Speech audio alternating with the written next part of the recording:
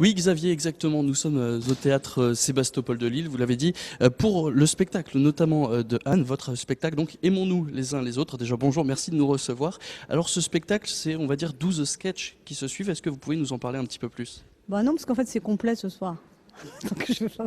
Non, non, Et pour ceux qui n'ont pas la chance de venir, alors, est-ce que vous pouvez au moins leur donner envie parce que vous revenez au mois de mai déjà, je reviens au mois de mai. Où ça? au théâtre Sébastopol? L'année prochaine, en mai de l'année d'après. Oui, mais vous revenez donc au mois de mai au théâtre Sébastopol. 18. Mais ce sera toujours le même spectacle.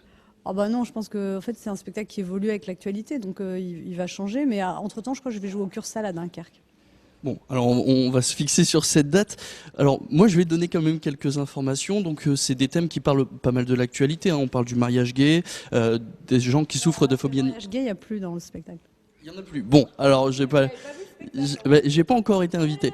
La phobie administrative, tout ce qui est un peu le pessimisme français, ça y est toujours. Bien sûr, oui, puis c'est un spectacle qui évolue beaucoup selon l'actualité. Donc là, hier soir, j'ai parlé de l'affaire Fillon, enfin des primaires de la gauche. Enfin, il est très ancré dans l'actualité. Il y a des sketchs qui sont en effet plus de la société, sur la vie de couple, la vie de famille. Et il y a toute une partie sur l'actualité qui bouge un peu tous les jours, quoi. Est-ce que c'est difficile de faire rire avec l'actualité? Bah, c'est difficile, non, parce qu'en ce moment, c'est vrai qu'il y a beaucoup de matière, mais après, c'est juste que c'est fatigant parce qu'on fait des choses qui fonctionnent et puis l'actualité change et du coup, après, il faut changer ce qu'on a fait. Enfin, Alors on va parler de votre venue. Donc c'est complet hier soir, c'est encore complet ce soir. Bref, qu'est-ce que vous pensez de ce théâtre Sébastopol qui vous accueille quand même plutôt pas mal? bah, moi, j'adore ce théâtre. Je pense que c'est un de mes théâtres préférés en France, mais vraiment. Quand on le voit comme ça, on se dit bon. Et quand on est sur scène, mais vraiment, c'est fantastique. On se laisse porter. Le public est tellement chaleureux. Voilà, je pense qu'avec la Bourse du Travail à Lyon, qui est aussi un de mes théâtres préférés, je pense que vraiment, sans flagornerie, c'est vraiment un de mes théâtres préférés. Et tous les artistes, d'ailleurs, qui passent là, disent waouh, Sébastopol, c'est un must, quoi. Nous on va faire un peu de flagornerie. Le public du Nord c'est quand même un peu le meilleur, non? Aussi, mais le public du Nord dans cette salle. Encore, je joue souvent dans le Nord, mais j'adore cette salle vraiment. C'est ma salle préférée dans le Nord. Alors ce midi, il y avait aussi une particularité, c'est que vous étiez en direct sur Europe 1. Dans votre émission, vous interviewez notamment un des maires des Hauts-de-France, Frédéric Cuvillier. Déjà, ça s'est passé comment? Très bien, écoutez, c'est toujours un peu de stress de faire une émission en direct parce que l'émission a lieu sur Europe 1 tous les jours et en général on n'est pas en direct. On monte l'émission, donc quand on monte l'émission, bah, si quelque chose dérape, on rattrape au montage et tout. Là c'est vrai qu'il y a un côté, on saute sans filet. Après, comme c'est une émission qu'on fait quand même depuis le mois d'août, on commence à être un peu rodé, donc c'est bien de temps en temps d'avoir l'adrénaline directe, mais j'avoue que je le ferai pas tous les jours parce que c'est quand même beaucoup de pression. Frédéric Cuvillier, lui, craignait un petit peu hein, cette interview parce qu'il dit que c'est difficile de te faire rire, notamment avec de la politique. Vous, on voit que c'est un peu votre créneau, ça vous fait plus peur?